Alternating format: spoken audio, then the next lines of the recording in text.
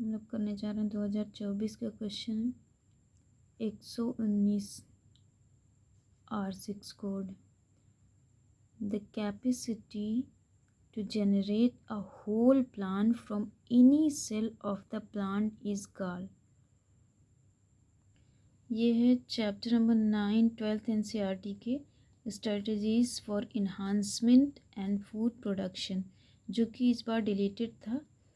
लेकिन tissue culture, ये topic जो टिश्यू कल्चर है ये आगे जाके बायोटेक में ऐड कर दिए, तभी यहाँ से क्वेश्चन आया है। पेज नंबर 177 लाइन है, capacity to generate a whole plant from any cell या explant is called totipotency.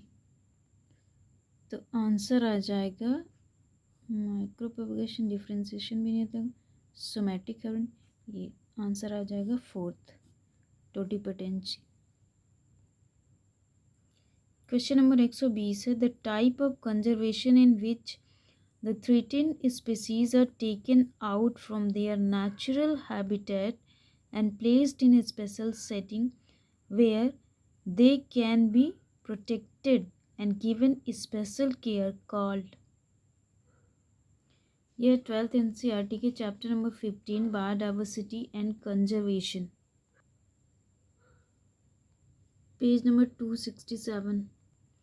ये लाइन थी, threatened animals and plants are taken out from their natural habitat and placed in a special setting where they can be protected and given special care। इसको क्या बोलते हैं? ex-situ conservation। तो इसमें ex-situ conservation नहीं दिया, in-situ दिया है, तो इसका दूसरा ऑप्शन क्या हो जाएगा? तो हम लोग सोचेंगे कि ex-situ conservation किस लिए किया जाता है। एक्स-सिटू और इन-सिटू कंजर्वेशन हम लोग इसलिए करते हैं, how do we conserve biodiversity, biodiversity को कंजर्व करने के लिए इन-सिटू और एक्स-सिटू करते हैं। सो इसका आंसर आ जाएगा बायोडाइवर्सिटी कंजर्वेशन, आंसर फर्स्ट हो जाएगा। Question number 121, the lactose present in the growth medium of bacteria is transported to the cell by the action of। ये 12th NCERT chapter number 6 molecular basis of inheritance, page number 117। Line है, if lactose is provided in the growth medium of the bacteria, the lactose is transported to the cells through the action of permease। Answer आ जाएगा second, परमीएज।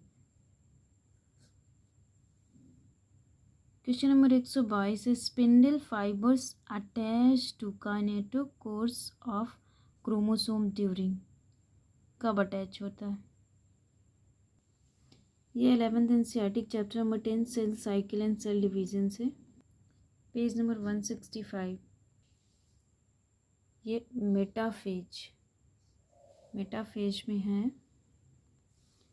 Spindle fibres attach to kinetochores of the chromosomes, answer हो जाएगा metaphase, answer आ जाएगा metaphase. ये wrong, first is correct, metaphase.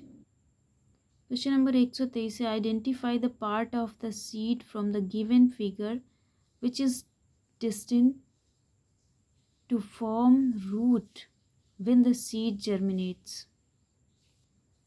जब seed germinate करेगा तो रूट कहाँ से निकलेगी? ये है 12th NCERT के चैप्टर नंबर 2 से sexual reproduction in flowering plants, page number 37। Radicle, यही फिगर मार्फोलॉजी में भी दिया हुआ है। यहाँ दिया, the cylindrical portion below the level of cotyledons is hypocotyl that terminates at its lower end in the radicle और root tip. The root tip is covered with the root cap. तो इसका आंसर क्या होगा? जो radical, figure में जो radical होगा वहीं से रूट निकला, तो ये रेडिकल है। सो इसका आंसर हो जाएगा सी। सेकेंड इज करेक्ट आंसर, ये सब wrong. Answer is 2। Question number 124 है, a transcription unit in DNA is defined primarily by the 3 regions in DNA, and these are with respect to upstream and downstream and ये है 12th NCERT chapter number 6 molecular basis of inheritance, page number 107 और 108 से।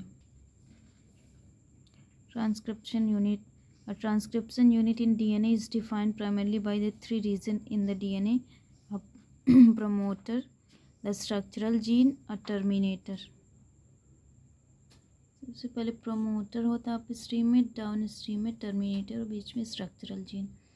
यहाँ पे लिखा भी है, the promoter is said to be located towards 5 prime end upstream, and terminator is located towards 3 prime end downstream. तो हो जाएगा पहले प्रोमोटर, फिर स्ट्रक्चरल जीन, फिर टर्मिनेटर। पहले प्रमोटर, स्ट्रक्चरल, फिर terminator. Answer is 3rd। Question number 125 है, how many molecules of ATP and NADPH are required for every molecule of CO2 fixed in the Calvin cycle। ये है 11th NCERT के chapter number 13 photosynthesis in higher plants, page number 218। For every CO2 molecule entering the Calvin cycle, 3 molecules of ATP and 2 of NADPH are required। 3 molecule ATP के और 2 molecule NADPH के record होते हैं एक CO2 molecule के लिए। पहला है 2 मॉलिक्यूल, 2 नहीं 3 हो गए, रॉन्ग हो गया।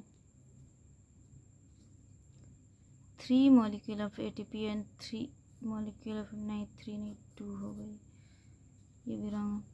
3 molecule of ATP and 2 molecule of NADPH, यही राइट आंसर है। 2 मॉलिक्यूल ऑफ ATP नहीं, आंसर इज 3rd।